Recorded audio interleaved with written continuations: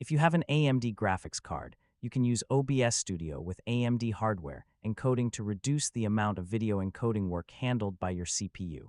First, open OBS Studio and click Settings. Go to Output and change the output mode to Advanced. If you're streaming, open the Streaming tab. If you're recording, select the Recording tab. Find the encoder option and choose the available AMD hardware encoder.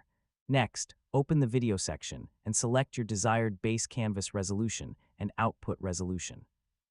For full HD content, 1920 by 1080 is a common option. Choose your frame rate based on your computer. 60 FPS is useful for gaming and fast-moving content, while 30 FPS can reduce system usage.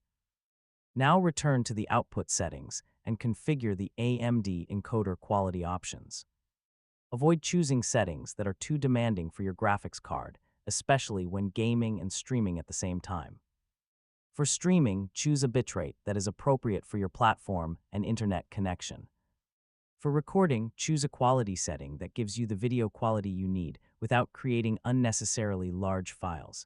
Before your final stream or recording, make a short test. Open the OBS stats window and check for rendering lag, encoding overload, and dropped frames. If your game starts losing performance, lower the game's graphics settings or limit its frame rate so your GPU has enough resources for OBS.